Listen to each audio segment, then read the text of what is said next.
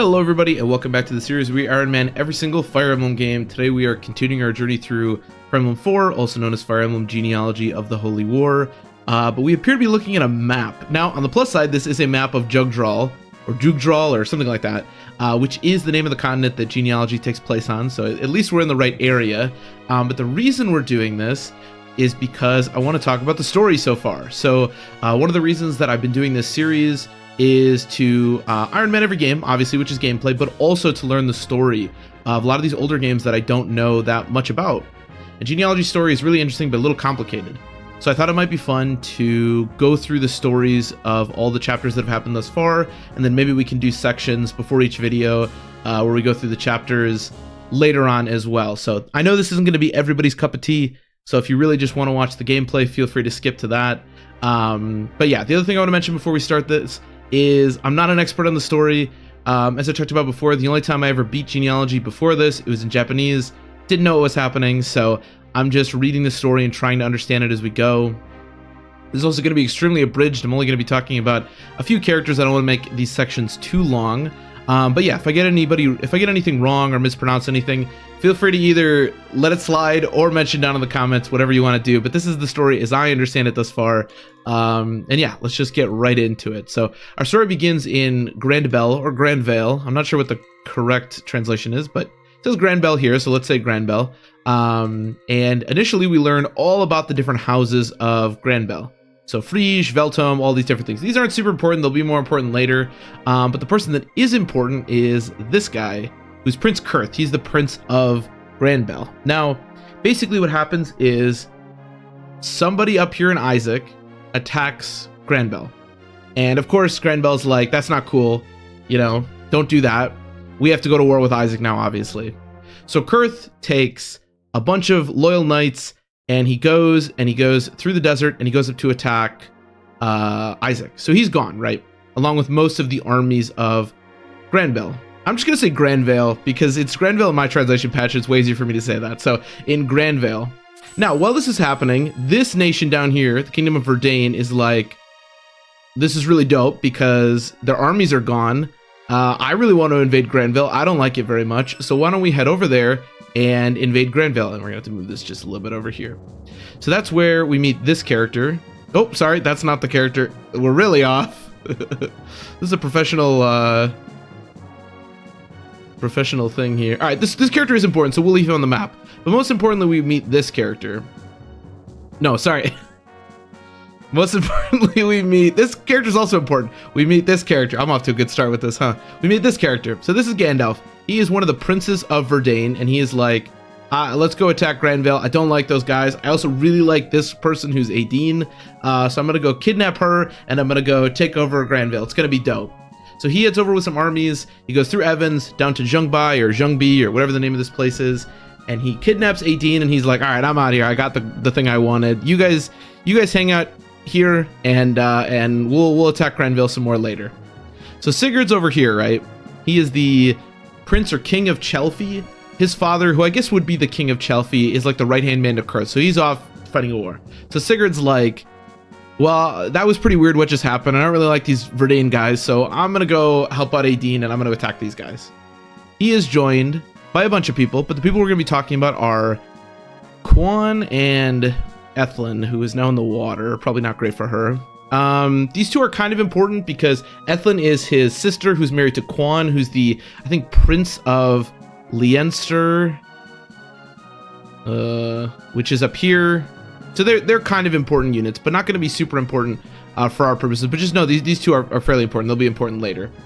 So Sigurd goes over here to Zhongbai. He defeats all the people here, but Aideen is not here. So then he goes over to Evans, defeats all the people there. They're down in Verdane now, by the way. They're over there.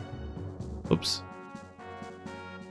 But Aideen has been taken all the way to Verdane, so he's like, well, crap, now I have to go take over Verdane. But at least he defeats all the invasions in Grandvale. We also meet Arvis at this point, who gives him a silver sword.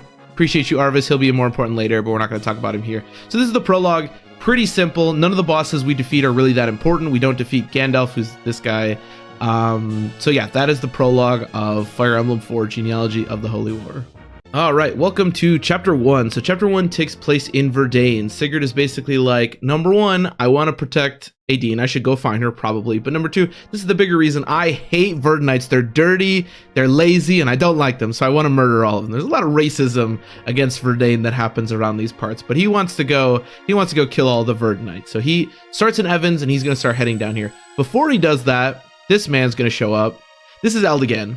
So Eldigan is of the domain of the lords in Augustria, and he owns this place, which is whatever this says. So he goes down to Sigurd, and he's like, hey man, what's going on? And Sigurd's like, I just want to kill a bunch of these Verdane people, right? And Eldigan's like, yeah, I get that. All right, that's cool. You know what? I like you so much that I'm going to protect your back because potentially something bad could happen. Sigurd's like, that's really nice of you. I really like you, bro. They're like childhood friends or something. So Eldigan's like, all right, you do you. So I'm gonna head back up here to my castle, and he says he'll protect Sigurd's back. Cool, we like that. So Sigurd starts heading down here. Now at the moment, the people that he's trying to find, which is Gandalf and the guy, people on top of each other. Nope, that's Jamke. Is this Aideen? Nope, that's Deirdre. Where did I put Aideen?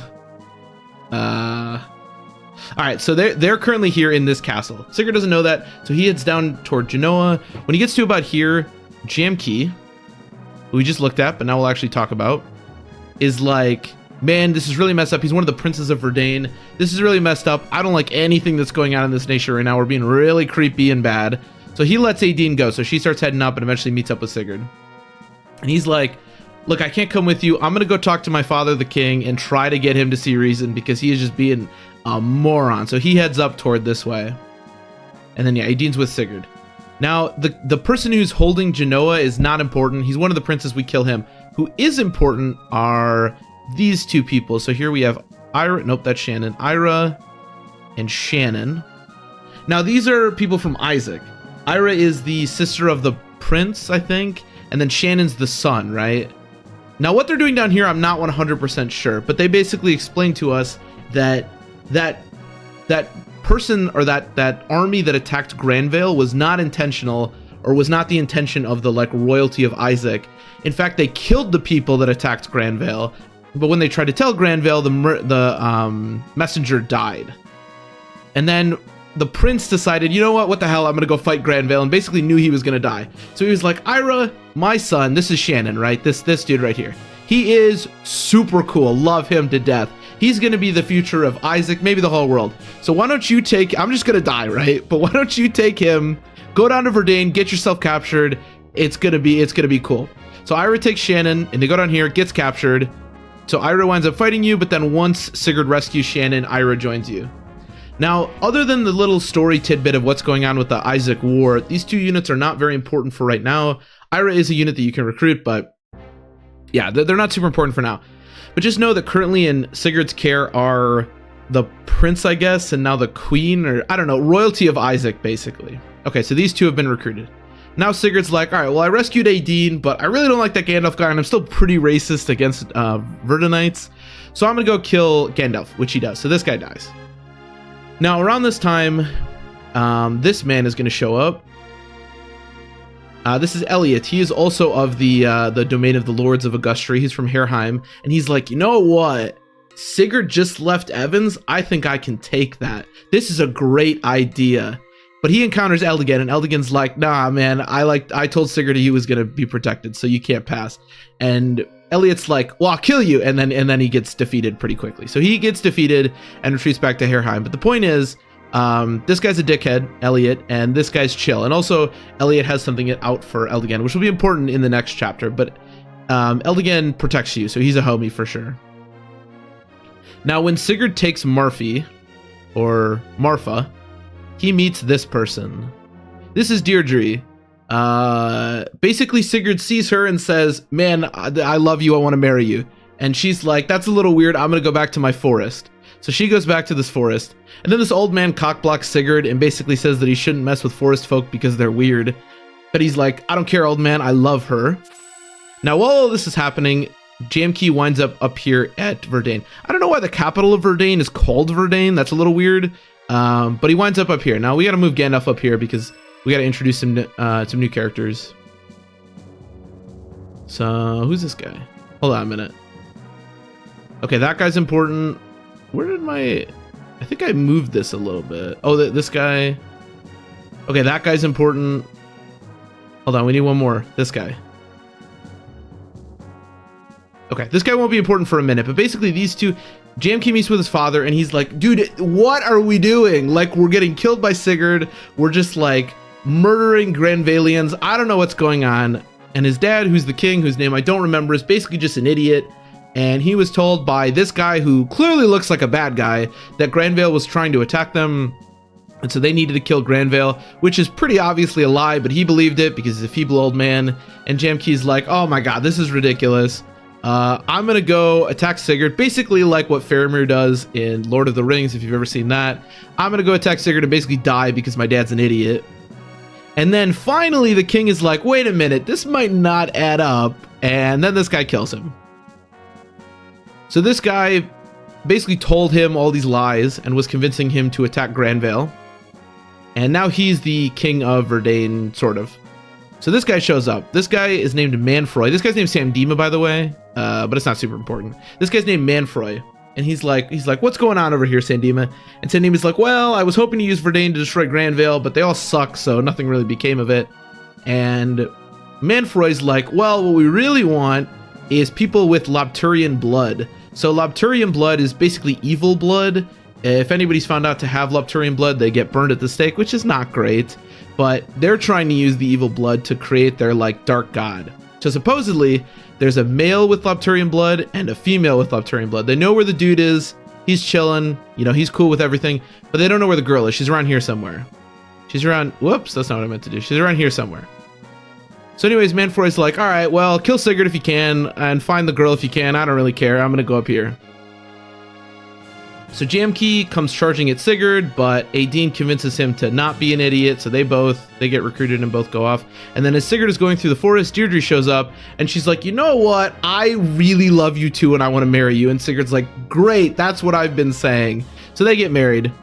And then Sigurd's like, all right, one really quick thing. I need to kill this guy because Verdane is being an idiot, and I hate Verdane. So Deirdre silences this guy, which is really helpful because he has a siege tome, and then Sigurd walks up and murders him and becomes basically the king of Verdane and gets married to Deirdre. So that's where chapter 1 ends. Sigurd has basically killed everyone in Verdane not named Jamke, which is very nice for him, and he winds up back at Evans. And that's the end of chapter 1. Okay, so here we begin chapter 2. Now this is going to take place in Augustria, because apparently we just have to go conquer all of the countries that are around Granvale. So our story starts down here with Sigurd, who's just chilling at Evans, but is mostly going to start with this man and this man. So this is King Chagall. Was Prince Chagall, but he killed the king. I wonder who told him to do that. Let's just get this little pestery man right here going. Oh, we got him again. Love that guy. But he killed the king. And he decides that he doesn't like Eldigan very much, because Eldigan thinks that he's a decent human being, because he is, as opposed to everyone else in this world. So he's like, Eldigan, come over here, let me talk to you. And when Eldigan gets over here, he imprisons Eldigan. So this is much to the dissatisfaction of Eldigan's sister, Rhekessis or Loxus or whatever her name is, depends on the translation patch, who's still hanging out back here. And she's like, well, this sucks. What am I supposed to do? On top of this, we got this creepy guy over here. His name's Elliot. We talked about him last time. He got beaten by Eldigan, but there is no more Eldigan here. So he's like, you know what? I really like Eldigan's sister. Now, I don't know how old she is. This is pretty messed up. But he's like, I'm going to go conquer that castle, and I'm going to go take his sister. And so she's like, Sigurd, can you help me? This dude's really creepy. And Sigurd's like, yeah. He's kind of making a habit at this point of murdering creepy men. So he goes over here, battles with Elliot, and defeats Elliot. So put Elliot in the water. And Rhekessis is like, this place is messed up. King Chagall's a dickhead. Can you help me go protect or rescue Eldigan? And Sigurd's like, yeah, I got you. So they go and they defeat Herheim. And then he decides, you know what? Let me go up here to Anthony and defeat, I believe this is Macbeth. So they go ahead and do that. This guy's dead. Send him off into the water. As you can see, probably not a terribly difficult person to defeat. And they take Anthony and they're like, okay, where do we want to go next? And then this man shows up. This dude, despite looking extremely old, is like a paladin, or he's somebody important from Grandvale, and he goes up to Sigurd and he's like, Sigurd, what is going on here? And Sigurd's like, well, Augustria's, being really mean, and I wanted to kill everybody. And he's like, no, that's chill. You should keep doing that. In fact, we think you should kill everybody in Augustria. And Sigurd's like, cool, I want to do that. But there's some messed up rumors going on right now because Sigurd is harboring the prince or whatever of Isaac, and he's also with Quan, who's from Thracia or Leinster or something. So he thinks, and the court thinks, that potentially Sigurd has something to do with the murder of the king, the original king of Augustria, and that he's trying to overthrow Grandvale. Which Sigurd is, of course, like, I'm just murdering people, dude. I don't have any political ambitions. But this guy's like, well, we feel like you do. And then he tells him some stuff about the Prince Kurth, whatever. It's not important. Then he leaves. And he's like, we really want you to just like kill everyone in Augustria. Sigurd's like, all right, that's chill. I can do that. So then this dude shows up. He at this point was watching, but he decides now's the time to strike because Sigurd is up here taking Anthony. So Sigurd decides to go down here and defeat this guy. But while this is happening, another important unit is going to show up, or person. I'm too used to calling them units. This is Lewin. Now, what he initially does is not important. He shows up and helps you defeat some bandits and helps some villages. That's nice, but why he's important is that he is the prince of this nation up here. So he'll probably be more important later, but at the moment, just know that he joins your army. And he'll be important for a second, actually, when somebody shows up. This person. So Sigurd's gonna go up here and defeat this guy, who's a real jerk because he has the sleep staff. Now she shows up, and she flies over to King Chagall, and she's like, hey man, I've been looking for my prince. His name's Lewin. He's a bit of a dickhead. Where have you seen him? Where's he at? And Chagall's like, I'm really smart. He's at Evans, and he's been captured by Sigurd. And Fury's like, thank you. I really appreciate that. That's a really nice thing for you to do. So she flies. It's pretty likely, actually, that she'll just fly right next to one of your units who could just tell her, she's being an idiot. But whatever, she flies down to Evans. Lewin at some point intercepts her, and they recruit each other. And this is where we find out that Lewin is the prince of this nation up here.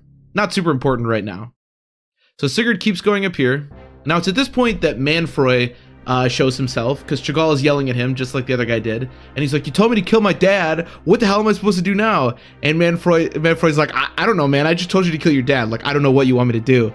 And Chagall's like, and he's like, why don't you just kill Sigurd now? And Chagall's like, all right, I guess I can do that. Also importantly, a guy shows up to talk to Manfroy, and he says that he just witnessed the assassination of Kurth all the way over in Isaac.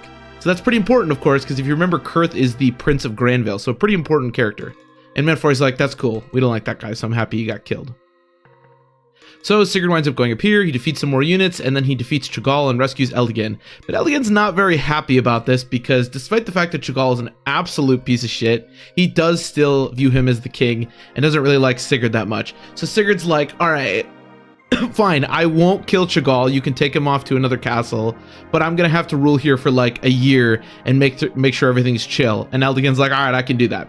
So he takes him up to Silvale, although I think he actually winds up here, but he winds up in Silvale at some point. And that is the end of Chapter 2. Sigurd now owns basically all of Augustria. Hello everybody, and welcome back to the series We Iron Man every single Fire Emblem game. Today we are continuing our journey through Fire Emblem 4, also known as Fire Emblem Genealogy of the Holy War. And we are going to be starting Chapter 4, but we finished a chapter, so we have to do our story recap. So our story starts still in Augustria. Last time we took Augusti, which I believe is the capital of Augustria, and Sigurd said, he talked to Eldigan, and he's like, Eldigan, you can take Chagall, who's the king, and go to Silvale, or wherever you want to go, and if you give me a year, I'll restore diplomatic ties between Augustria and Grandvale and stuff, and we'll be chilling, right? And then Chagall can be the king again. And Eldigan's like, cool, that sounds good. I kind of hate you, because I view Chagall as my king still, but alright. So about 6 months later, things are going okay. But Chagall, if you remember correctly, and here he is. Nope, that's not Chagall, sorry. That guy's going to be important in a minute, but here's Chagall. Bit of a dickhead, and very much wants to kill Sigurd, very much not happy with him. So he decides, you know what? I'm going to use whatever power I have left in Augustria, and I'm going to go murder the shit out of Sigurd. So sorry. I feel like I have to like burp, but I won't. Anyways, so he grabs this guy whose name is like Jacobin or something like that. He's just a mercenary, and he says, Jacobin, defend this castle, and then I'm going to go attack Sigurd. So he basically has an army all around Sigurd, and he goes to attack Sigurd. And he goes over to Silvale, right? Which is where he was to begin with. Sigurd, of course, defeats the army and is like, oh my god, I am so sick of this bullshit. I'm just going to murder you. I already wanted to murder everyone in Augustria anyways. And now you've attacked me, so I'm just gonna go ahead and murder you. So he's like, Deirdre, you stay here, because Deirdre and Sigurd have now had their kid, who will be important in the second generation, of course. He's like, you stay here, you hang out, and I will go murder Chagall. First, he has to murder this guy, so he goes up here and he kills this guy, right? Now, there's a few other things we need to be talking about. Number one is the reason why I'm showing more than just Augustria in this map, right? Celis, which is the kingdom over here to the right, is going to be important, but not so much for our princes right now. What is important is Orga Hill, which is this island up here. So we're going to introduce a few characters up here. Not that guy. Wow. That guy's going to be important at the very end, but not quite yet. So this guy and this person. So this girl is Bridget, who was picked up by pirates when she was a little girl and was basically mentored by the pirate king or the leader of the pirates. But he died recently, and so she's sort of the leader, or at least thinks of herself as the leader, but really the pirates just want to go murder and plunder and stuff, so they don't like her very much. So they're really led by this guy. And this guy's like, look, Augustria is at war again. We can take advantage of this, so I'm going to send some pirates. Here's a pirate. This is Daros, who's actually a character in Fire Emblem 1. But I couldn't really find like an image of a pirate, and he works as a pirate, so he's our just generic pirate for today. So he's like, all right, I'm going to send all my pirates, and we're going to plunder the shit out of the coast of Augustria. So these pirates they're plundering everywhere. And Augustria obviously isn't really doing much about it because Chagall is trying to like murder Sigurd, right? So that's what's going on right now up here. So Sigurd goes, murders this guy. He's off into the water, and he takes Medina. Now, a few different things are going to happen once we take Medina. The first thing... Wait, hold on. Who's this guy? Oh, actually, I know who that guy is. Okay, so the first thing is Deirdre is like, I gotta go talk to Sigurd. I'm burning with desire right now. I gotta go get Sigurd right now. So she's like, Shannon, who's this little guy. He's the Prince of Isaac. We talked about him last time. Hang out with my kid. I'm gonna go talk to Sigurd. Unfortunately for Deirdre, when she gets about here, she gets intercepted by this fella. We've talked about him a handful of times now. This is Manfroy. Manfroy's the behind the scenes kind of guy who's been manipulating a lot of the stuff that's going on. But he goes up to Deirdre and he's like, look, lady, what I really want is for the two children of the Lopturian blood to like have a baby. And you're one of the children of the Lopturian blood. And Deirdre's like, I don't know what you're talking about. I just want to have sex with Sigurd. And he's like, all right, well, I'm going to kidnap you and force you to give me a Lopturian baby. So they go off. It's also important to note here that we know the other child of the Lopturian blood is Arvis, who is currently in Granvale and is at least, to our knowledge, alongside or sided with this Manfroy. So at the moment, it seems like they can make the dark child they want to make, whatever that entails. So anyways, Shannon's like, oh god, I gotta go talk to Sigurd. I just watched Deirdre get kidnapped by a creepy guy. That's not great. But Sigurd's preoccupied because Chagall's like, oh my god, I just cannot kill this Sigurd guy.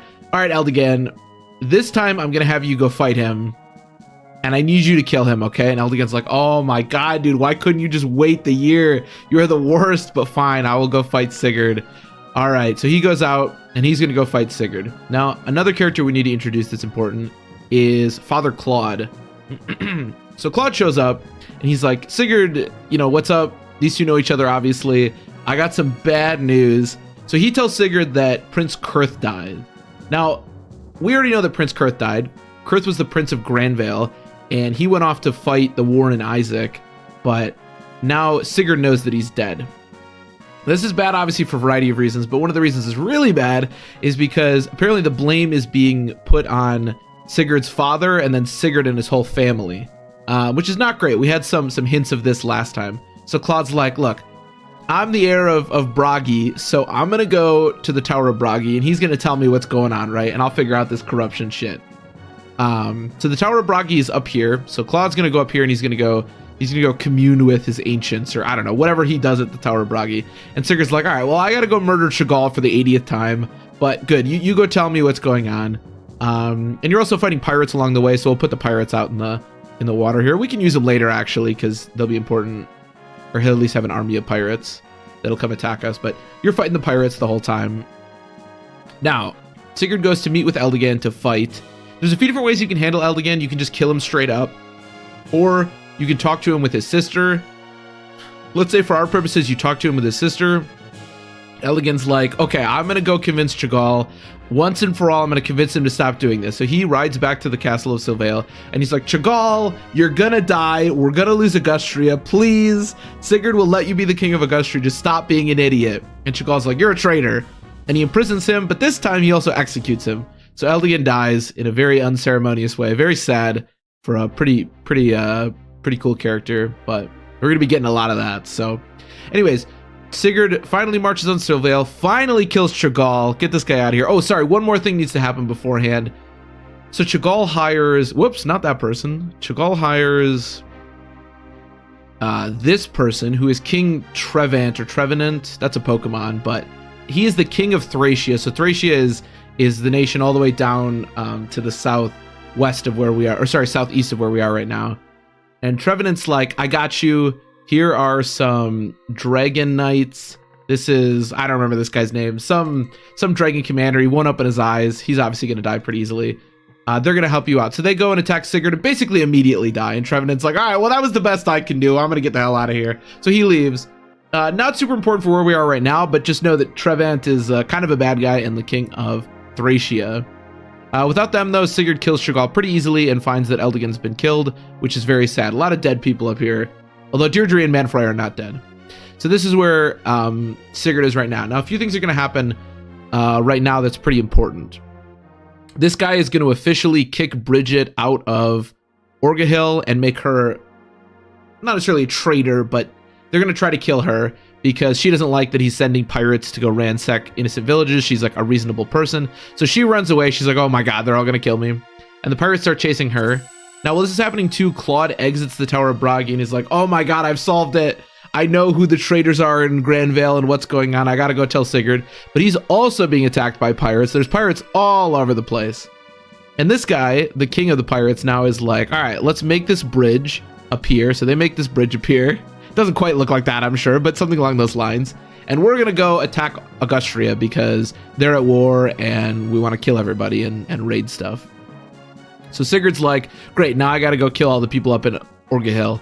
So he goes up here, goes across the bridge. They're running around for their lives, trying to kill the pirates. We kill all the pirates. We meet up with Bridget. As it turns out, Bridget is the long-lost sister of Aideen and heir to the, I guess, throne of, what was it called? It's Zhengbai. So she basically gives, sorry, let me get this position correctly. Aideen gives Bridget the like sacred bow or the legendary bow, and that convinces her that she is in fact the royalty of Zhengbai.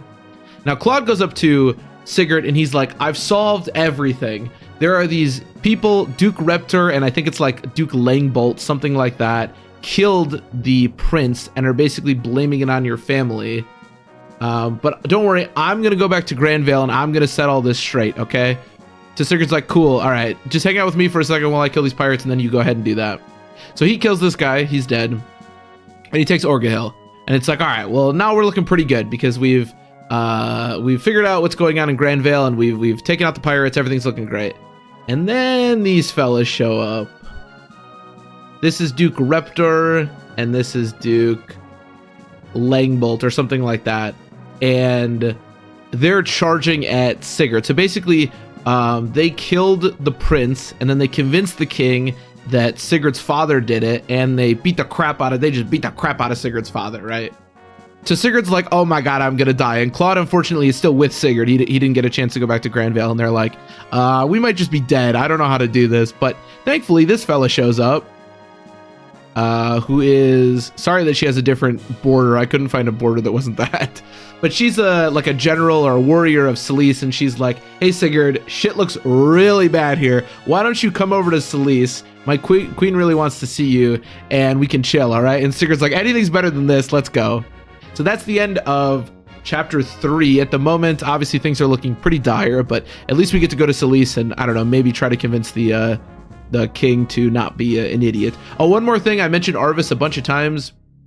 Before this, we felt like Arvis was our friend, but it's pretty clear that Arvis is the one who has the king's ear, the king of Granvale, and is convincing him to distrust Lord Byron, who's the father of Sigurd. So we have a lot of enemies going on right now. Oh, and Shannon, I guess, wound up here with us. But yeah, that is the end of chapter 3.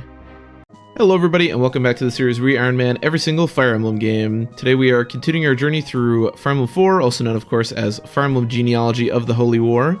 And we will be starting chapter 5, which is a big chapter, but we finished chapter 4, which means we need to recap the story. So at the end of chapter 4, the Granvale Dukes, who have accused us of murdering the prince, even though they did it, were pursuing us up through Orga Hill, which is where we ended. But this fella, whose name is Manya, came and told us that the Queen of Celis, it looks like it's Cilicia here, I'm not 100% sure how to pronounce this, but the way it's spelled in my translation patch, I would think that it's Celis, so we're just going to say Celis, but it might be Cilicia or something, I don't know. But she said that the Queen of Celis, who is this fella, whose name is Rana, really wanted to talk to us. So then we came over here, and she said, I believe you, Sigurd, I think you're a great guy.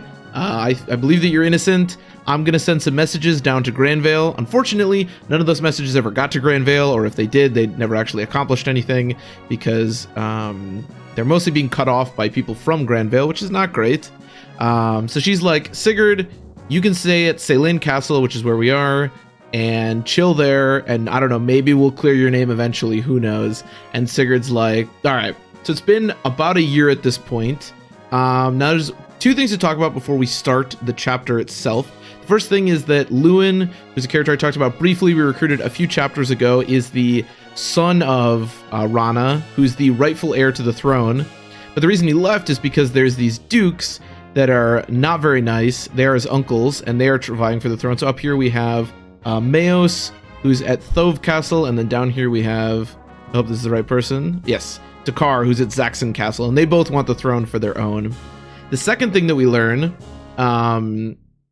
is that the long-lost daughter of Prince Kurth showed up in Granvale, and her and Arvis have fallen madly in love, which we think of as a very good thing, but obviously we know that Arvis is one of the heirs to the Lopturian bloodline, which is evil, and that Manfroy was trying to find the matching Lopturian girl who he said was Deirdre. So I think we can probably figure out who's the long-lost daughter of Prince Kurth that showed up in Granvale. But at the moment, we think this is great news because we still like Arvis. So, but yeah, those are the two pieces of information that we get, or I guess one, and then we know about Lewin. But yeah, so anyways, let's start the chapter. Basically, again, these dukes, these uncles of Lewin, are trying to take over all of Celis.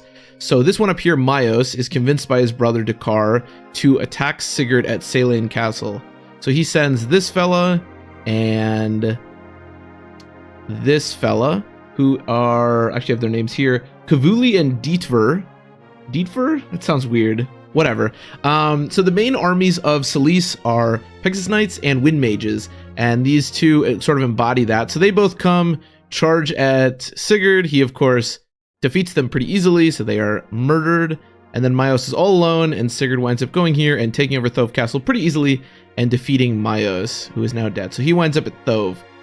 Now, Dakar was basically using his brother as a distraction, hoping that he would kill Sigurd. He didn't, but that's okay, because now he can take Celis Castle, because Celis Castle is just defended by Manya.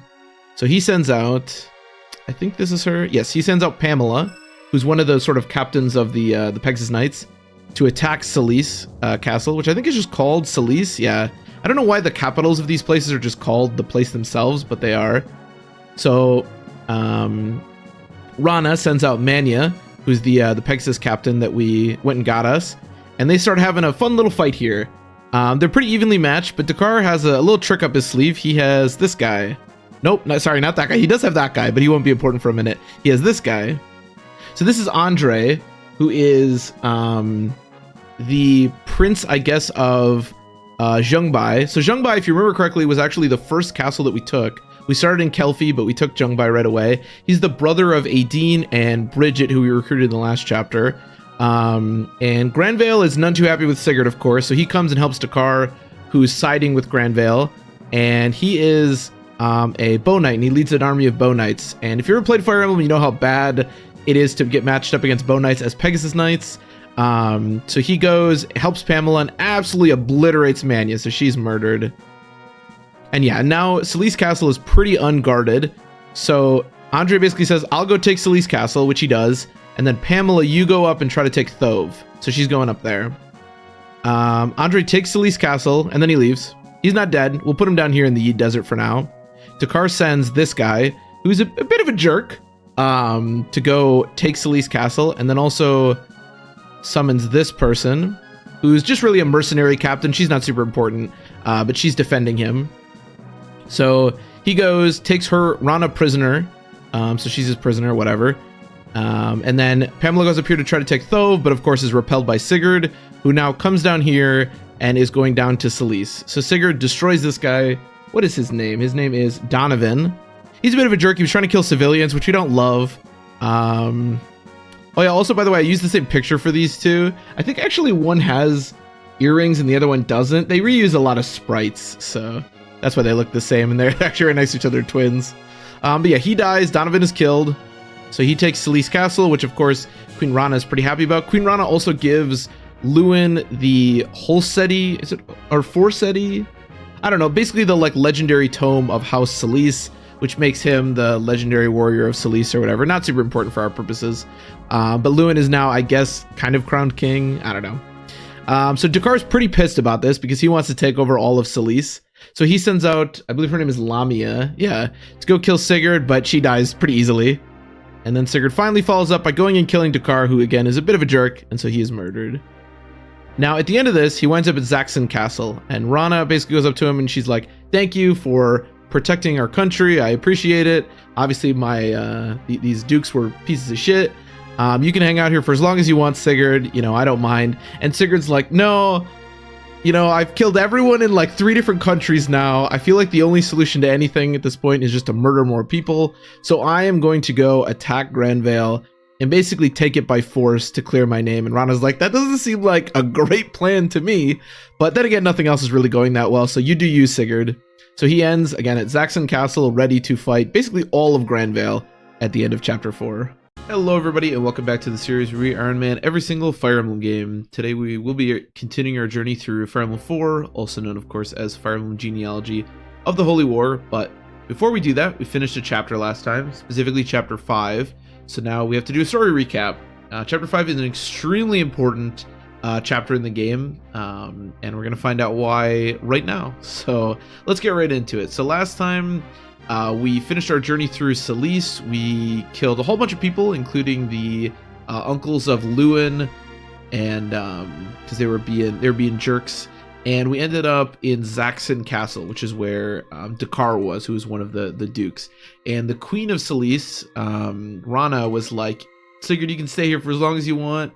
I appreciate what you did. And Sigurd's like, I gotta clear my name, you know, I gotta go kill everyone. And Rana's like, I'm not sure that murdering people to convince people that you didn't murder people is the best strategy, but that's really all Sigurd knows how to do. So he's like, I'm gonna go kill a bunch of people in Granvale and prove that, you know, I'm innocent and so's my dad. And Rana's like, all right, you do you, king.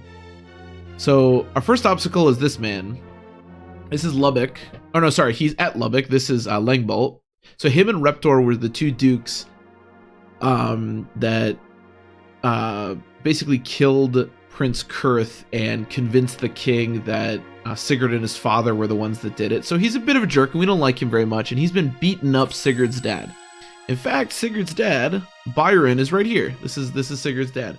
So Sigurd's dad is basically on death's door, but he has the ancient or the holy blade of his house, the Tyrfing, and he wants to get it to Sigurd. So he's running over to Sigurd, like trying to get him the blade. Langbolt obviously doesn't want Sigurd to have the blade, so he sends out this guy whose name is Slater.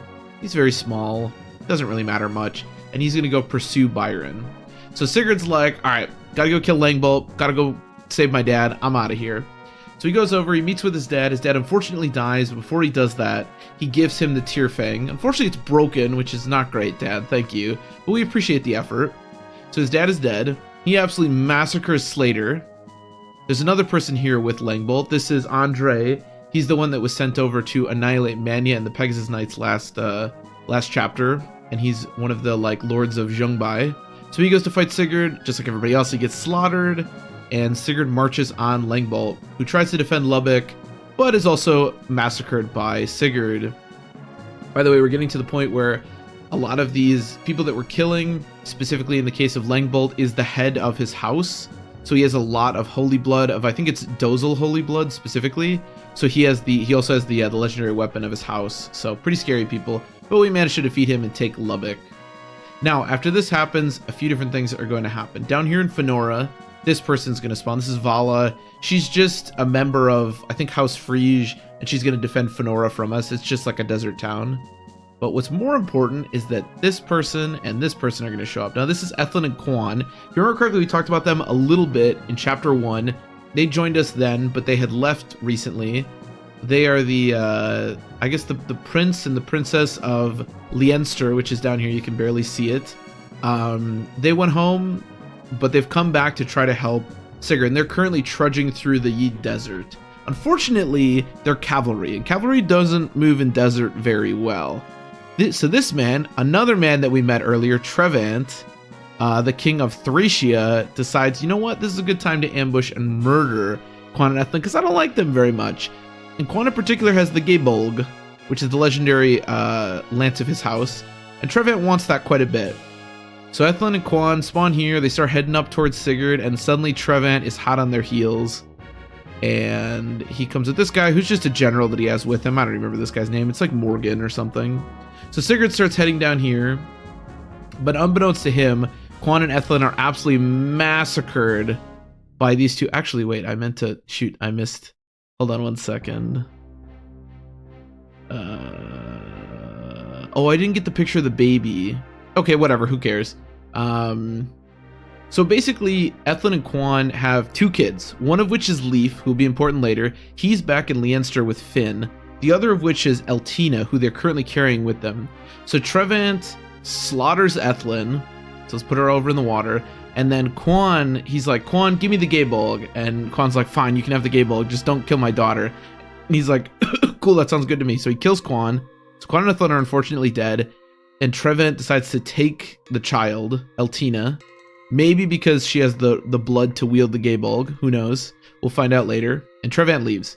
And he leaves this guy here, and he's like, you go kill Sigurd. And this guy's like, cool, I can do that. So this guy's out of here. Now, while this is happening, Sigurd heads down here, defeats Vala.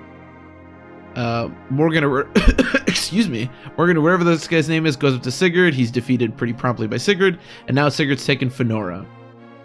So now, finally, Reptor reveals himself. So Reptor is under the impression that he will have the army of Arvis behind him, and that they will both crush Sigurd. So Sigurd starts heading down here, and Reptor's like, the second Sigurd gets close, we're gonna destroy him. So Sigurd gets to about here, starts heading up toward Reptor, and then this person, who assured Reptor that he would have her and Arvis's undivided support, tells her meteor mages to start pelting down Reptor. So Reptor's in really bad shape at this point, and he's running around. He's like, oh my god, what do I do? What do I do? What do I do? I'm gonna kill Sigurd as my last active, and then he gets murdered by Sigurd. So Reptor dies, but he was clearly betrayed by Arvis, and this is Aya, I think, something like that. So Sigurd's a little confused at this point. He's like, okay, why did you betray Reptor? I thought you were against us. And Aya's like, no, we're chilling with you. In fact, we know you're innocent. We've just been laying in wait to kill Reptor and Langbolt, and we're really glad that you were able to help us out. Go to Belhalla and hang out with Arvis, and he'll tell you all about it. And Sigurd's like, that's awesome. Things are going really well. I can't imagine things will ever go bad again. So he heads over here to Arvis, and he's like, Arvis, bro, I heard what Aya told me, whoops. We're chilling, right? And Arvis is like, you know what? Actually, you are a traitor, and we were just fucking with you as well. In fact, would you like to see my new bride? And so he brings out Deirdre, and Sigurd is, of course, like, what? Wait a minute, that's my wife. What are you doing? And Deirdre seems to sort of recognize him, but he ushers her back into the castle, and then this happens. Boom! He's absolutely massacred along with all of his troops. It's actually pretty brutal for a Fire Emblem game. All of your units are absolutely massacred. Obviously, we don't know at the moment which ones died and which ones didn't, but we were surrounded by Arvis's men, and they rained meteors down upon us. So, at the end of Generation 1, Arvis is now, I guess, the king, or at least the leader of Granvale. He's gotten what he wanted. Manfroy got what he wanted because the two Lobterian children, Arvis and Deirdre, are together. And unfortunately, Sigurd has been absolutely massacred. So, yeah, this is where we end Chapter 5 and Generation 1.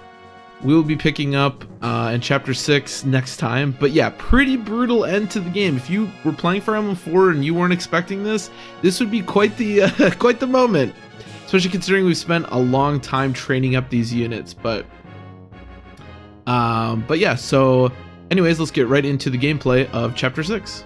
Hello everybody, and welcome back to the series where we Iron Man every single Fire Emblem game. Today we will be continuing our journey through Fire Emblem 4 by playing Chapter 7, but we finished Chapter 6, so we need to do a story recap.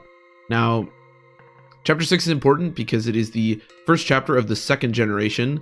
If you remember from the last time, unfortunately, Sigurd was betrayed by Arvis and murdered. Some percentage of our army was also killed in the disaster of Belhalla. We don't really know who, but thankfully, Sigurd was able to get his son out beforehand. So I didn't mention this when we were talking about the last chapter, but basically when we got to about Lubbock, which is this basically in the middle of your screen, to about halfway through last chapter, Sigurd had kind of a bad feeling about what was going to happen. In fact, a lot of the characters last chapter had a really bad feeling about what was going to happen, and rightfully so, because something very bad did happen. But he sent this person. This is Oifi. We haven't talked about him at all, but he's throughout part 1 of the game. He is basically a squire to Sigurd. He's not super important, mostly just helping out Sigurd and giving him information. But the point is that Sigurd trusts him a lot.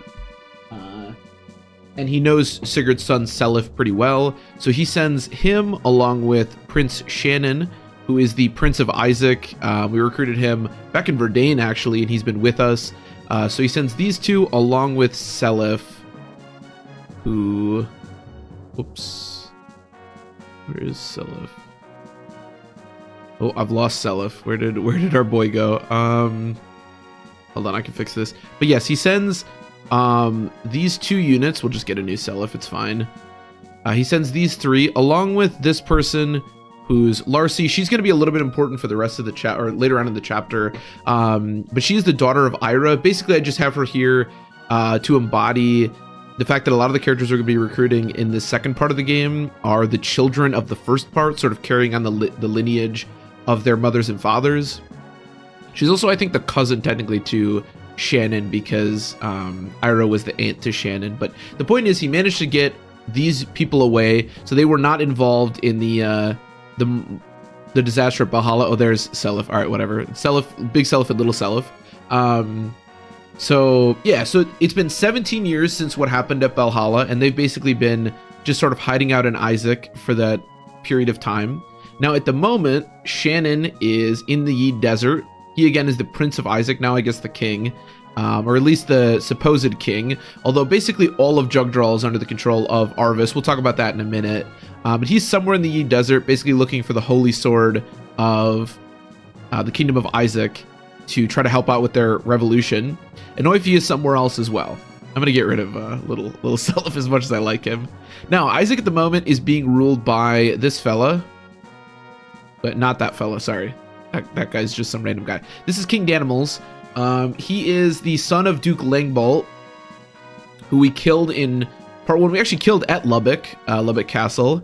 He hated our father and hated us, and he still hates us. In fact, this guy really hates us. So he's not great. He's also not a very good king. Isaac's, like most of the countries in Jugdral, is being ruled with an iron fist, and it's not been going great. But they find out where Sigurd is, or sorry, Celis. If I say Sigurd, I mean Celis, okay? I've already tried to record this once, and I said Sigurd like every time I meant Celis. So, but yes, he knows where Celis is.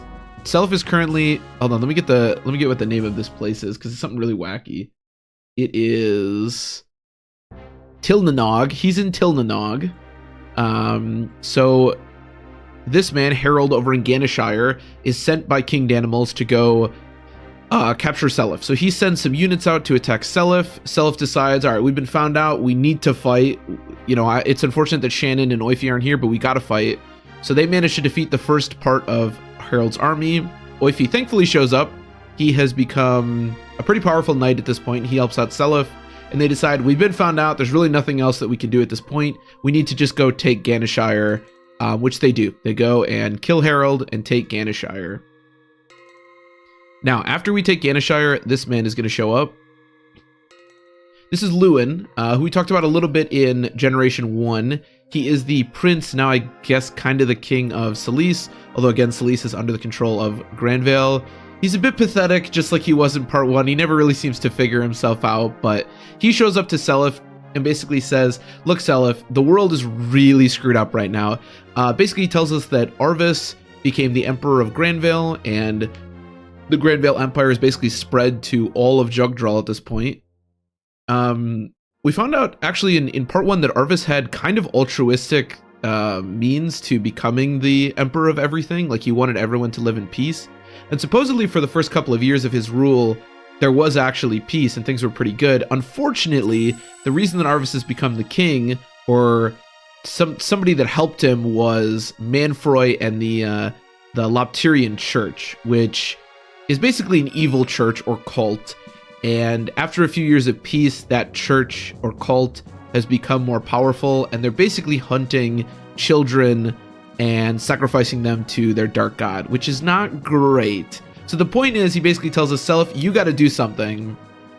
You got to like take back Isaac and then maybe the rest of the world, because things are really messed up right now. And he also leaves us with this person. His name is Julia. Basically, he says he found her. I think he says something like he found her in the like castle grounds of Granvale Castle, and leaves her with us. She's clearly pretty important. She looks very similar to Deirdre, who's obviously a very important person, and she has some pretty important holy bloods in her. So he leaves her with us.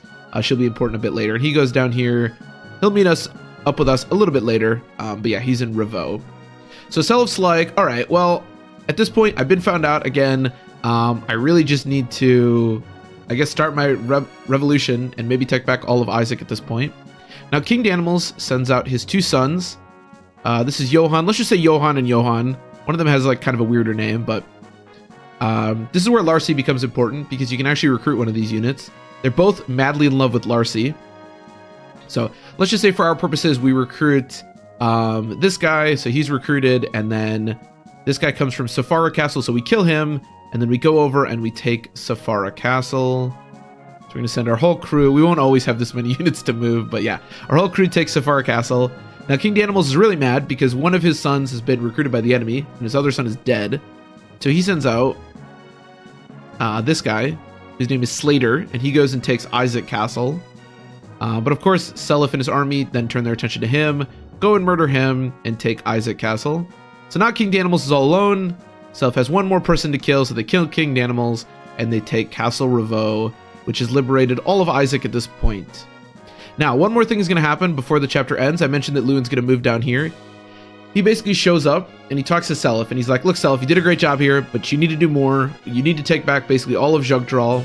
There's two really important things he tells us.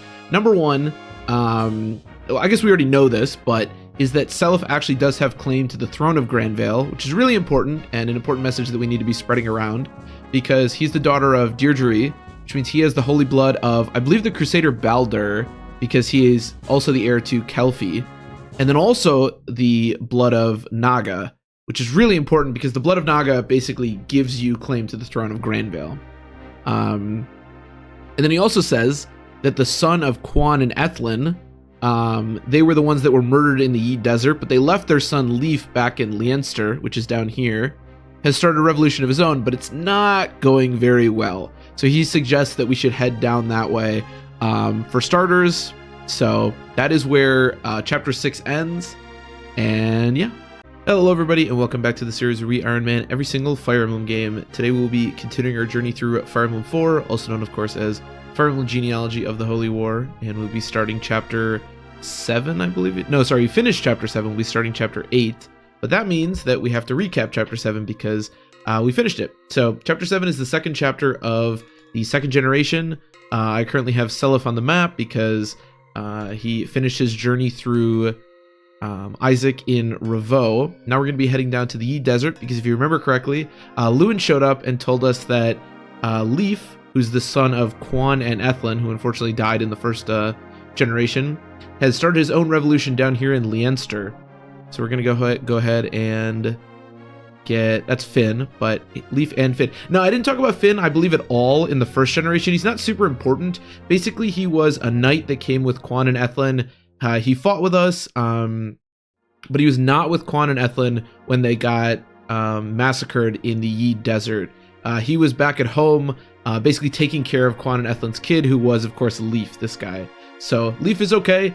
He is the Prince of Leinster. If you remember correctly as well, the daughter of Quan and Ethlin was probably kidnapped by Trevant. So we don't know what happened to her yet. We haven't interacted with her, but Leif is down here causing some ruckus in Leinster. But things are not going very well for him because this man, Bloom, who is the son of Reptor, who's one of the dukes that nearly killed our father. I guess in the end did kill our father, or Sigurd's father in part 1, and betrayed and blamed him for the assassination of Prince Kurth. He has been in charge of Manster. But yeah, so we're going to be heading down here to hopefully aid Leif as our ally and protect him from Bloom.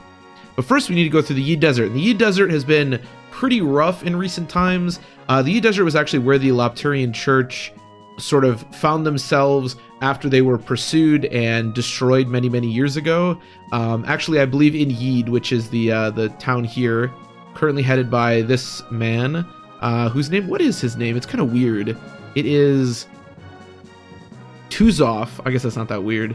But yeah, he's currently in charge of Yid. Now, if you remember correctly in the first part, Prince Shannon of Isaac headed out to the Yid Desert because he was trying to find the sacred sword of Isaac to help out with our revolution. Now, he did manage to find it. Well, more appropriately, this person, Daisy the Thief, managed to find it. They both escape the Tower of Yid, or the city, or whatever this is. And Paddy gives Shannon the legendary sword Balmung. So now he's extremely strong because he has the holy sword of Isaac and of his bloodline. Paddy's not super important. I just kind of like her, so I decided to include her here. But yeah, mostly it's Shannon. So at this point, thankfully for us, this man, Kuzov, is kind of stupid and lost his Fenrir tome, which is his siege tome. So Shannon is able to retreat off toward Selif along with Paddy, and Selif comes down here and is eventually able to defeat Kuzov and kill him. So now we've reunited with Shannon, which makes us feel pretty good. But again, we still need to head down toward Manster. The next place that we're gonna go past at least is Darna. I don't know why it looks like he's from like The Thing or something. This guy's name is Bramzel. I don't know why his image looks like that, but basically he's this like sort of mercenary captain guy. He's sort of independent, but at the moment he's just hanging out in Darna and he's just letting things unfold. So he's not gonna do anything with us yet. We need to head down here to Melgen and fight Ishtar. So King Bloom, who's this guy again, has 2 kids, Ishtar and Ishtor. And just like the previous king that we killed had 2 kids, we recruited one of them. We can't recruit either of these, but we learned later actually that both Ishtar and Ishtar are pretty decent people, but unfortunately have been sort of thrown into battle through their father, which is kind of unfortunate. But in any case, Selif is going to head down here with his newly acquired allies, and Ishtar is going to send out his bride or maybe wife. The point is they have like some kind of history to them, named Eliza. She also, we learn later, is a pretty decent person, but unfortunately she is going to try to kill us, so we need to kill her, and then we eventually kill Ishtar, which is a little bit sad. But we take Melgen. Now when this happens, a few different things are going to take place. Bramzel up here in Darna decides to take advantage of the fact that we're heading toward Manster, and he sends out Jabaro, who is his sort of mercenary captain, along with Ares. Now, Ares is going to look really similar to somebody we talked about earlier. He's the son of Eldigan. Eldigan was the king of Nordian. He was a part of the of Augustria. He was Sigurd's friend, but unfortunately there were a lot of problems with him and being loyal to Augustria and Chagall was a bit of a dickhead. So he wound up getting killed by Chagall, but Ares is convinced that Sigurd actually killed him. So there's some tension there. But luckily for us, Ares is in love with a dancer who Bramsil basically captures or kidnaps. So Ares winds up betraying Jabaro and Bramsil and joins us, which is really nice because he has the legendary sword, the Misletan or Misletane, something like that, which was Eldigan's legendary blade, which makes him really strong. So really happy that he joins us. So he's going to help us defeat Jabaro and eventually Bramsil. Now Bloom down here decides to send out some really powerful warriors. These three sisters. I'll get their names in a second here. It is Vampa, Ilu, and Fetra. They basically just have different colored eyes. They can actually triangle attack, which is kind of cool, but basically they're just warriors in service of King Bloom. He also sends out one of the children of the first generation, but she's not super important. So they go up toward Leaf and Finn to try to defeat them, which is pretty scary.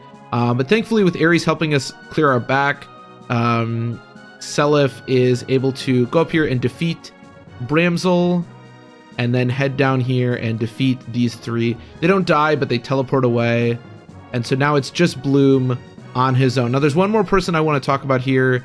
And that's Lewin again. If you remember correctly, Lewin is just kind of hanging out with us, telling us what to do. He told us to go after Finn. The only important thing here is that he tells us about Darna.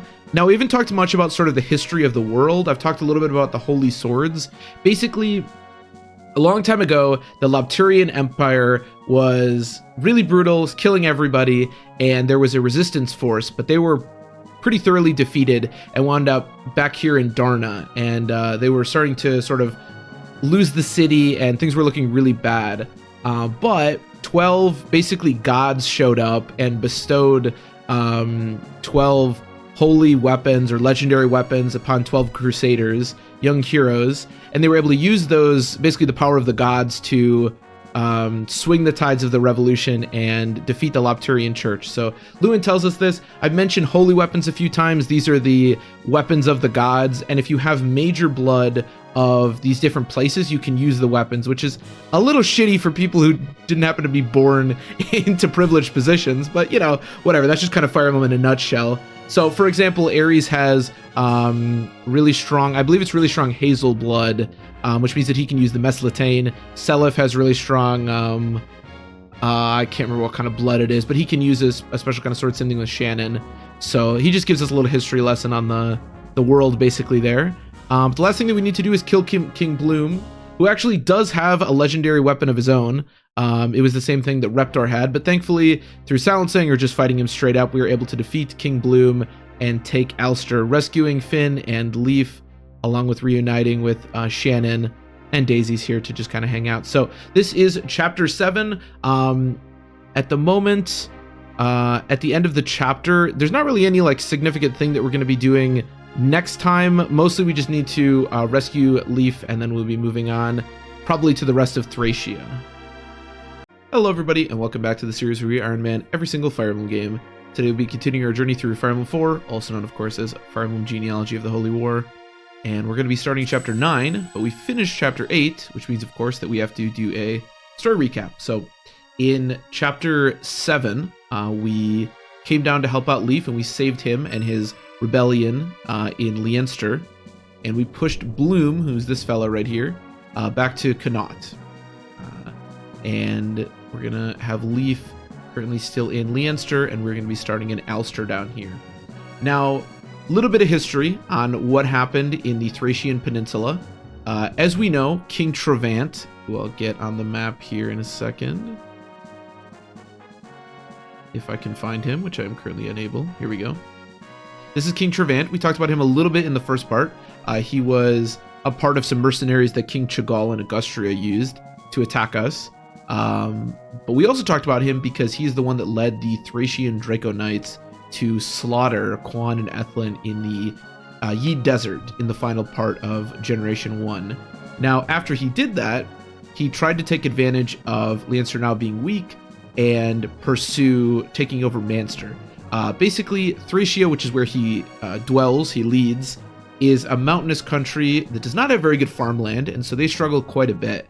That's part of the reason he was loaning out mercenaries, because most of their men go off to become mercenaries, and they've always wanted to take over the northern area, the Manster district, but Leinster and Quan's ancestors have always repelled Thracia in their advances. So Trevant, finally defeating Quan and taking the Gebolg, was able to attack Leinster, but unfortunately King Bloom came in and repelled Thracia. But at this point, with Bloom starting to lose his grip on Manster, Thracia is starting to get very involved, or very interested in potentially attacking Manster. So Bloom wants to take care of us very quickly. So Bloom sends out the 3 sisters that we saw before. That was Bantu. What were their names again? Bantu and Aru, I remember. Bantu, Aru, and Vampa. And he also has this fella, who is actually the exact same character model as Chagall, which is kind of funny. But this is Muhammad, and then this fella,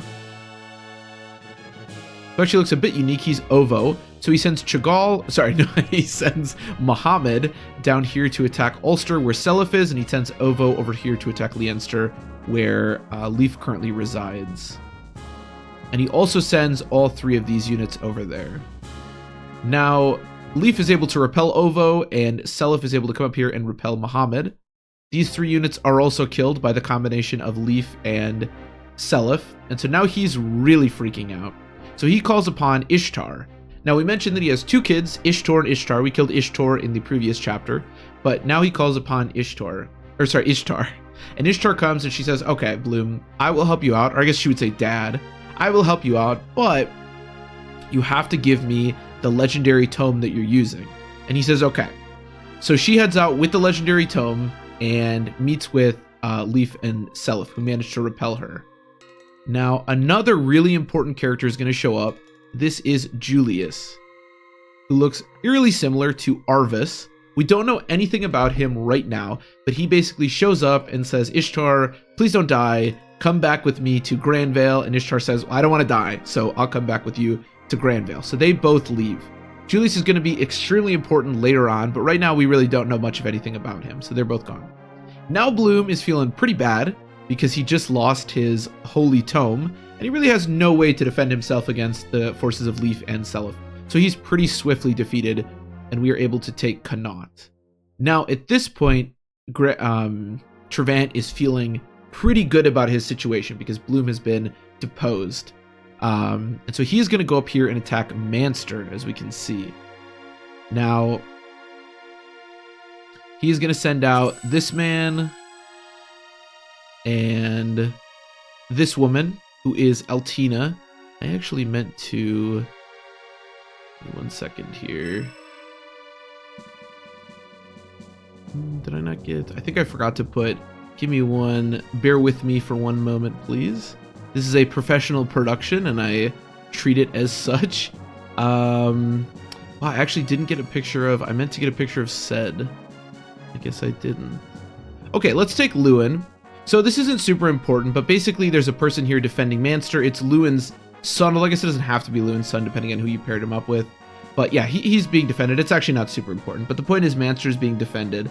And Ced, who's defending Manster, sends out some civilians to retreat up to Connaught because they're being attacked by Trevant. Now, Trevant sends out this man whose name is Caruto, and this woman whose name is Eltina. Now, Eltina is important because she is the daughter of Quan and Ethlin. She is the one that was with them in the Yid Desert all those years ago and was taken by King Trevant. And you can see that she is using the Gebolg, so it's pretty obvious the reason that he took her in and raised her as his own is because she had the holy blood capable of using that powerful weapon.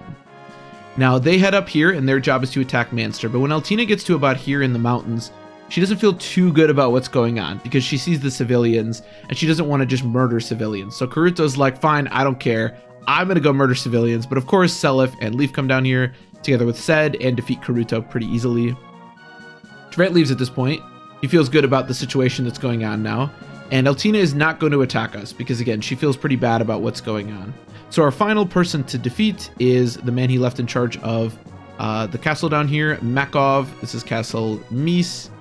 And we are heading down here and we defeat this man and take Castle Mies.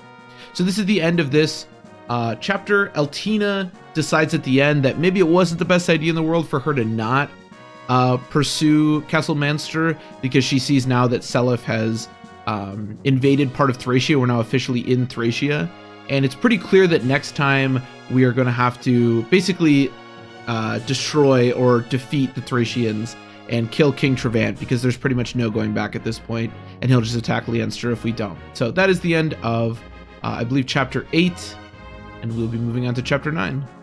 Hello everybody, and welcome back to the series where we Iron Man every single Fire Emblem game. Today we are going to be continuing our journey through Fire Emblem 4, Genealogy of the Holy War. We're going to be starting Chapter 10, which is actually the second to last chapter, so we're getting pretty close to the end of the game, which is exciting. But we finished a chapter, that being, of course, Chapter 9, so now we have to recap it. So in Chapter 8, we defeated Bloom, who had sort of taken over Manster, which was the northern part of the Thracian peninsula.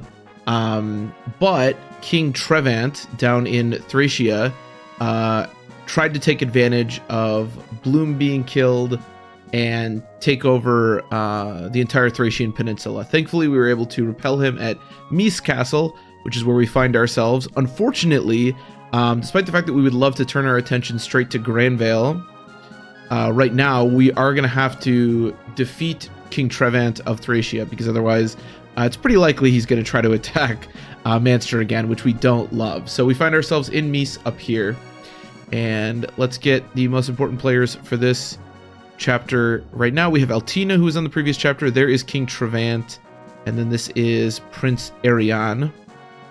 So Arian, of course, is Trevant's son. Altina is Quan and Ethlin's daughter, but has been raised by King Trevant.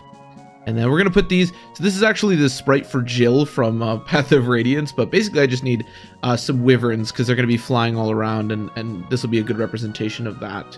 So again, we start off here in Mies, and we do not have Draco Knights like they do, so we can't cross the mountains. As you can see, there's a lot of mountains all around Thracia. So we're going to have to go down here to, let's say, Kappa Castle, which is currently being defended by this man, Hannibal. So the first thing we find out is Trevant goes over here to Hannibal and basically says, Hannibal, we have to defeat Celis. You're going to help me do that. And Hannibal's like, I don't really want to do that. I feel like he's a pretty decent guy, and I don't love the fact that you allied with the Granvale Empire. But he's like, look, Hannibal, I got your kid over here in Luthetia. Here we have Carpri, who's actually the kid of two characters from our first generation, but he was adopted by General Hannibal, and Hannibal's like, all right, well, I don't want you to kill Carpri, so I'll fight for you. So Durant's like, cool, let's do that. I'm going to go back down here and talk to Altina and Arian. So the first thing Celis is going to do is start heading down here toward Hannibal. And the first thing Altina is going to do is start heading up here toward Celis. Now, I have Leif on the map. I also have Lewin on the map, which there's not much of a reason for that, but Lewin's always with Celis, so why not? But I have Leif on the map because, if you remember correctly, Leif is the brother to Altina. He was back home in Leinster when Quan and Ethlin died, and he was defended by Finn. Altina, unfortunately, as we talked about before, was captured by Trevant. So Altina comes up here, but Leif intercepts her and is basically like, look, you're my sister. Trevant's kind of a piece of shit. Like, maybe you could help us out. Now, I'm going to admit this right now. As accurate as I would love this for this to be, you need Finn alive in the actual game to recruit Altina or to even have this conversation. And unfortunately, my Finn died. So I do know that you can recruit Altina and kind of what happens with her. Although as far as the specifics of the conversation goes, that is going to kind of be up for debate. I'm not really sure. So, but basically, Leif talks to her, and I'm assuming he tells her, you're my sister. Look, you're using the Gaybolg. That's the lance of House Leinster. Stop fighting us. So Altina is like, okay, well, now I don't want to fight you anymore. So she leaves. And Trevant is like, okay, well, now I need to go kill Celis. Now, Trevant wields the Gungnir, which is the holy weapon of Thracia, and he gives this to his son Arion, and Arion's pretty confused as to why he's giving it up. And basically Trevant's like, look, Arion, I have not been a great father. I'm just trying to help Thracia, but a lot of what I've done has not worked. I'm gonna go do my best to defeat Celis, but it's likely that I will die. So here's the Gungnir. You are now the king of Thracia. Do what you need to do. So Trevant heads up here and is defeated by Celis and company. Now, while this is happening, Hannibal goes up here to fight Celis, and Celis needs to go rescue Carpri. So obviously this sort of depends on your gameplay as far as how you get around Hannibal. I put him to sleep, but you can decide on doing it whatever you want. And we need to go down here to Thracia to recruit his kid before we can actually recruit Hannibal. It's being defended by Disler, who's just a general of Thracia, not a big deal. And so we head down here and defeat him. Now, after Trevant is defeated, Eltina is going to come and talk to Leif. And again, this is a conversation that I was not able to witness because, again, I had to kill Eltina. But she recruits herself after Trevant is defeated. Now, after we take Thracia Castle, we recruit Carpri, and we're able to go back here and recruit General Hannibal, who no longer has a reason to fight because his son has been rescued. Now, there's a few more people that we need to talk about. The first is Judah down here, or Judah. He's a priest of the Lopterian Church, which of course is allowed in Thracian lands, in fact welcomed, because Thracia is allied with the Empire. I didn't mention this before, but Thracia is actually the only kingdom that is actually allied with the Empire of Granvale. Trevant asked for help from Granvale, and they sent him this man who is, I believe, Musser. So he comes down here to try to help out. Unfortunately, he's defeated pretty swiftly by Celis and his company. And so, because there's a mountain range here, we have to go around down here. We got a lot of units actually to bring down here to defeat Judah, which we do. Now, Arion, who we've been described by the townsfolk as actually being a pretty reasonable person, along with Eltina, is faced with a decision. What does he do, right? Because at this point, he could decide that everything that's been going on in Thracia is pretty bad as far as what his father did, and that perhaps he should just ally himself with Celis and Eltina at this point. But Arion decides that no, he should do as his father did and try and defend Thracia and defeat Celis. And we're going to grab another picture of Jill here. So he summons two bands of Draco Knights. Actually, I believe it's 3, so we can get another one here. Why not? At his castle, and he shows up with his own band of Draco Knights with the Gungnir. So he sends one band up here to Mies to try to take it, one band up here to Kappa, and one band after Celis. Now, it really doesn't matter who's defending what. Let's say she's up in Mies and he's up in Kappa. They are defeated by Celis' men. All of the Jills are defeated, and so it's just Arion left here alone, which Celis can move in and fight Arion, who is not an easy opponent because, again, he does have the Gungnir, which is a holy weapon and gives him some pretty strong buffs, but he is thankfully defeated by Celis, which does end this chapter. However, one more thing is going to happen. This man, we talked about him a little bit before. This is Julius. He's going to show up. We still don't know too much about him. Last time he showed up when we defeated Ishtar, and he basically brought Ishtar back to Granvale. He's going to do a very similar thing with Arion, basically saying, Arion, don't die. I can basically use you probably for my own selfish benefits. And so he rescues Arion, and they both teleport out. So Arion is not dead. But Celis and company are able to take the capital of Thracia. And now, having taken all of Thracia, we are going to be starting to move into Granvale, which is, of course, over here. And that is the end of Chapter 9. Hello everybody, and welcome back to the series where we Iron Man every single Fire Emblem game. Today we will be continuing our journey through Fire Emblem 4, Genealogy of the Holy War. We are actually going to be starting the final chapter, which is very exciting. We are very close to the end of the game. The final chapter looks pretty long and daunting, which makes me kind of excited. But we finished Chapter 10, which means we have to recap it. And Chapter 10 was actually fairly short. We did defeat one of the sort of big bads of the series. So we'll talk about him a little bit later, but yeah, so let's get started with where we are now, which is in Miletos, which is, as you can see, just south of Granvale. We're heading down here for starters. So we came over from Thracia. We've now dealt with Thracia, which again was basically the only ally of the Empire, of the Granvale Empire. So now we need to defeat Granvale, and we're starting in Miletos. So Miletos is this place that used to be sort of like an independent nation with like a lot of trade and stuff like that, but it's since been controlled by the Empire, just like most places, and it's been pretty horrible with child kidnappings and stuff like that. I don't know if I've mentioned this too much, but basically the Lapterian Church, which is now sort of infiltrated or has the power over the Empire, is basically kidnapping children and sacrificing them to its dark god. I'm not really sure how many times I mentioned that, but it's not great. It's worth mentioning again because it's not amazing. So that's part of the reason that we really want to liberate all these different areas. It's also the best way to get to Chelphi, which you can see in the north here, which is obviously where our heritage is. That's where we actually started our journey and where Sigurd has his roots. So anyways, we're starting down here. You can't really see the name of this place. In the translation patch I was using, it is called Prologue, something like that, but we're starting here. Our first issue is going to be out here in Kronos. This is commanded by Queen Hilda.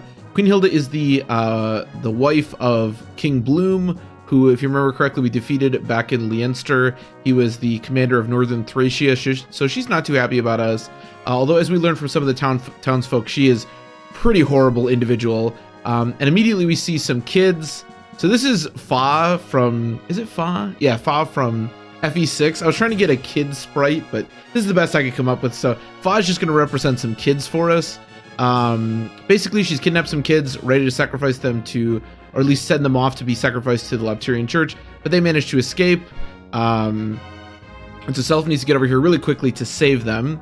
Now over here in Rada, which I believe is, oh, that's right, this is Rados. I was calling it Rakdos, which is a magic thing. But in any case, it's being held by Morgan. Okay, so this is actually Morgan from, which is, I believe, a player character in Fates. Or no, this is Awakening.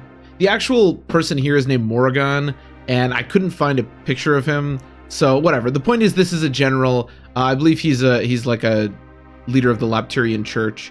So he goes to this guy, who is a general of Granvale. His name is Riddell, and he's basically like, look, I need your help. You need to go do something for me. And Riddell's like, finally, I'm so sick of capturing children. I want to go fight like a true knight. What do you want me to do? And Morgan's like, I want you to go capture some children that have escaped from Kronos. And he's like, mother. But he's like, fine, I'll do my duty. I will do what I need to do. So he rides out towards Kronos. Celis starts his journey, rides down here. He defeats Riddell, saving Fa and the villagers, which is very nice, obviously, and then defeats Queen Hilda, who does not die and teleports out, which is a common theme that we've been seeing.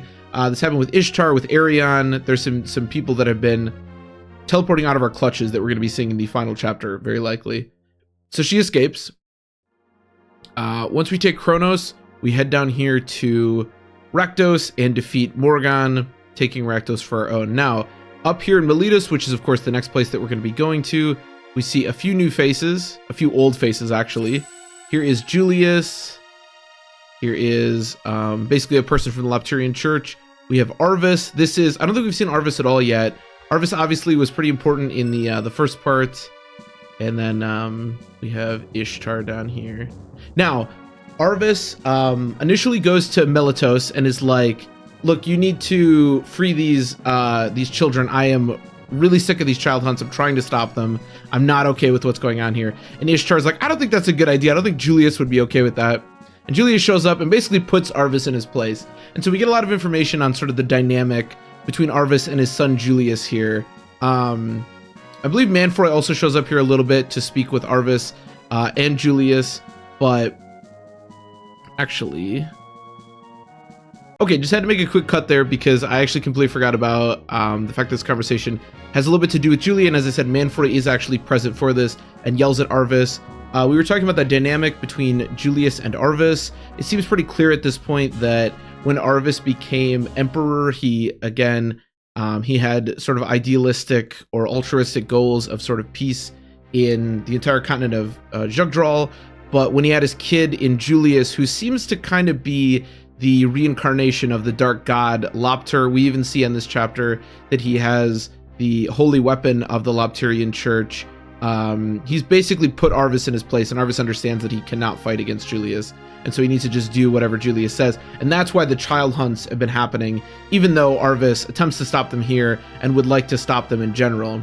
Julius also mentions here that he murdered Deirdre, who of course is the mother of Julia. We could have probably figured that out pretty easily. Tried to escape with Julia, and did protect her. Of course, Julia wound up with us, but Deirdre was killed by Arvis, and he's planning on killing Deirdre again. So Julia. Julia's not here right now. She's up in Granvale somewhere. But the point is, she's pretty important to what's going on here. So Julius and Ishtar, who seem to have some kind of relationship, they like each other in some way, basically say, Arvis, look, I'm going to kill Julia if you don't go up and defend Kelfi, so go do that. And me and Ishtar are going to have some fun fighting against Celis. Manfroy also leaves at this point. This guy, who is currently in Miletos, is Zagum, who again is just basically a commander of the Lopterian Church. Celis heads up here and defeats... You can actually defeat either of these people, but as we'll come to find out in the final chapter, Julius is not very easy to defeat. So it's likely you'll defeat Ishtar, and Julius decides to leave and rescue Ishtar after you do that. So Celis heads up here and defeats Zagum, saving Miletos. So now he needs to head across this bridge to Kelfi and finally defeat... Sorry, that was Sigurd. Finally defeat Arvis. He obviously has a pretty personal attachment to defeating Arvis, given that Arvis did betray and murder his father. But Arvis, we just saw, was trying to stop the child hunts. So he doesn't... It seems like he's pretty regretful of what he's done. Not only that, but we meet this man, whose name is Pelmark. He is sort of a steward of Kelfi at the moment. He has a relationship with Celis, and Celis' bloodline, Sigurd, the like. And so he actually gives Pelmark the Tyrfing, which is the holy weapon of House Chelfi, and he says, go give it to Celis. So he's like, okay, you know, I'm gonna go try to do that, although he heads this way, which is a bit odd, but don't worry, we'll rescue him. He heads that way with some children, who again Arvis is trying to save from the being murdered by the Lopterian Church. Manfred's gonna show up again and basically just reiterate, look, I don't like what you just did, but if you don't fight Celis with every fiber of your being, I will kill Julia. And Arvis is like, fine, whatever, I'll do that.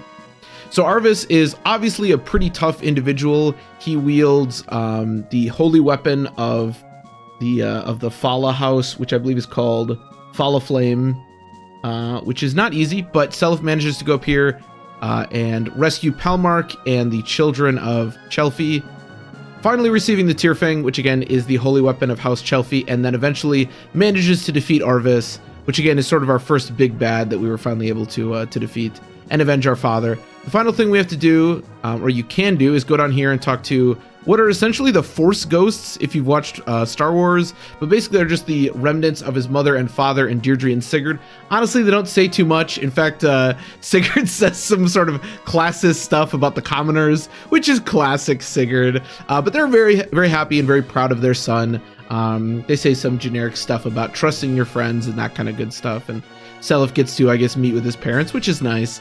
But it's not over yet. We have taken, we've taken Chelfi, which is amazing. But obviously, as you can see here, we still have a decent amount of Granvale, and specifically Belhalla, still to take. And we have not fought Julius. So the next step, of course, is taking back Granvale. Hopefully we can rescue Julia, who was, again, captured by Julius. And hopefully we can defeat Manfroy and Julius, along with Ishtar, who seem to be the big bads left for us to defeat.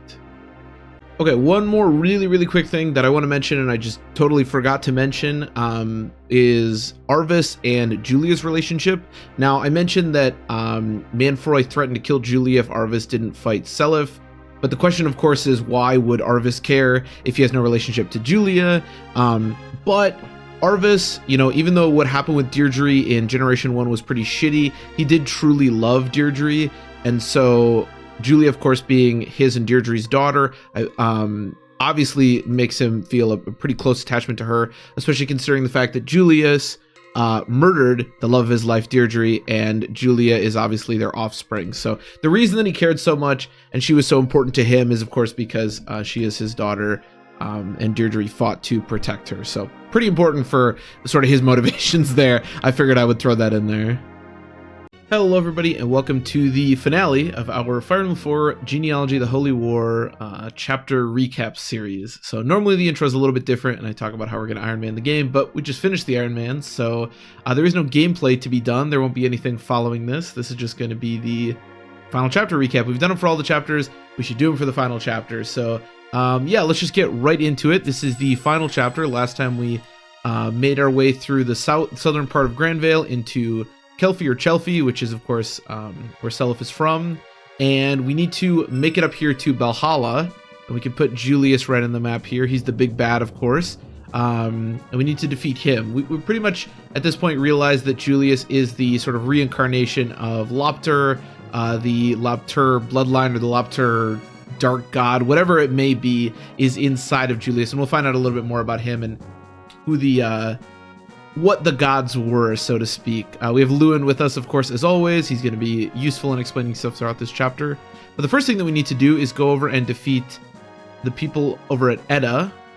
So here we have... Okay, I'm going to actually be reusing the sprite a bit because there's a bunch of these just like dark bishops, which are basically just high-ranking members of the Lopter Church or cult. This is Euphil, and he has some people with him who I believe are mercenaries. So we have this guy whose name is, I believe, Boyce. Then we have Robert and Verdane. That's Verdane or Rodan. And then Robert. So for starters, they are going to charge at Celis. But Celis, of course, is going to go and repel them, as he has many times before with different generals and such. So they all get murdered, and then we're able to take Edda and defeat Euphel, or whatever his name is. Yeah, Euphil. And we take Edda. Now, as soon as we take Edda, the good people over here at Dozel are going to launch their assault on us. Dozel is being headed by another just kind of generic Dark Bishop. His name is Dagon. Which actually, now that I think about it... Oh, no, never mind. Because Dagon's like a Cthulhu thing. I thought maybe there was some Cthulhu theme here, but there isn't. But there's this guy who's just sort of a general of Dozel. This is Fisher. But the more important person, or someone who isn't important, but seems like he maybe should be, is this guy. His name is Brian or Burian, something like that. Now, he is a major holy blood user of House Dozel, which is the near blood, I believe, which means that he gets to use the Hell's Wrath. Which is the weapon that, I can't remember his name now, but the Duke that we fought in Generation 1 had. So he's pretty scary. The Hell's Wrath gives a bunch of defense and resistance, so it makes him a pretty scary individual. So he's going to head down here to Chelphi, and Fisher's going to head over here to Edda. But thankfully, we were able to repel both. I only mentioned him because, well, for one thing, he's a pretty powerful person with major holy blood, and also this is where the last, I guess, of the holy weapons that we don't know about ended up, which is the Hell's Wrath. So Celis is going to head up here, defeat Dagon, and take Dozel Castle. Whoops, don't want to move the whole map. Now, after we take Dozel, the next place we're going to want to go up is here to Frege. Frege is, you guessed it, being headed by a generic Dark Bishop. His name is Baron. Very nice name. Also, we have Hilda again. Hilda is the Queen of Frege. We fought her in the last chapter. She is horrible, a horrible person. Nobody likes her. And she's got a little trap set up for us that we'll find out in a minute here. But I want to talk about something that Lewin tells us when we get to Dozel Castle. So he's been hinting at this point at something more going on and something that he figured out regarding the holy blood and the gods that gave the holy weapons. If you remember correctly, back when we were in the Yi Desert, we went to a town... Actually, what was the name of that town? Darna. Darna was the final place where the essentially revolutionary army that was fighting against the Lopter Church found themselves in, and they were defending themselves. And then 12 gods bestowed 12 powerful bloods, powerful weapons onto them, which allowed them to fight back and defeat the Lopterian Church. Lewin informs us that Lopter is actually a dragon from a faraway land, and the 12 Crusaders, or the 12 Holy Blood's descendants, are also dragons. So there is a dragon living in Julius, basically, which is Lopter, the Dark God, which is interesting. Doesn't really help us too much right now, but it is interesting to know where all the Holy Blood came from. Basically dragons, again, of a faraway land. But our concern right now, of course, is getting up to Frege and defeating Hilda. So I keep moving the map. Selv is going to head up here, and as he engages with Hilda, Hilda is going to call in this person, who is Scorpio of House Zhongbai, which we've had a lot of problems with, and he's going to go try to take Kelfi. But thankfully he gets defeated by Seliph, and Hilda is also defeated by Seliph, and he eventually winds up here and takes Frege from generic Dark Bishop number 92. Now after we take Frege, we are going to be looking at Belhalla, which is of course where Julius is. Now Julius, again, pretty darn scary. So there's a few different ways you can handle this. You can just go straight to Belhalla and defeat Julius, but Julius is going to call upon Julia and Manfroy. So in the past, on the past chapter, I mentioned that Manfroy was using Julia as a way to get Arvis to fight, because Julius is his daughter, and it worked, but now Arvis is dead. Now Julius wants to kill Julia, but Manfroy figures that he can manipulate her and get her to do his bidding, and so they keep her alive. So Julia is going to start charging at Seliph, which is a bit scary. Julius also calls in Arion. If you remember correctly, Arion was the user of the Gunganir, which is the holy weapon of Thracia, but he was saved by Julius, so he charges toward Kelfi. Now there's two ways to handle him. You can have Eltina talk to him, in which case he becomes an NPC, or green unit, an ally unit, or you can just murder him. Or in my playthrough, you can just have him stand around Kelfi and not attack Shannon, because he can't actually hit Shannon at all. So in any case, he's going to go and attack Kelfi, and Julius is going to charge at Seliph. I'm going to put her back actually a little bit, because there's another person that Julius sends out, or specifically sends herself out, which are these three: Pegasus Knights and Ishtar. Now, I use the same faces as all the Pegasus Knights. They are slightly different, but their names are Bleg, Maybell, and Meng. They can actually triangle attack, just like the sisters that we saw earlier, so they're a bit scary. Ishtar decides, or convinces Julius to let her go try to fight Seliph. We also learn at this point that Ishtar maybe isn't a terrible human being.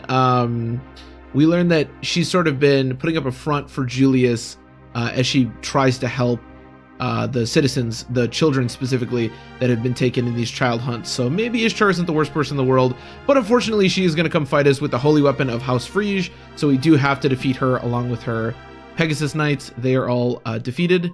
And then, as I said, Julia is going to come over here.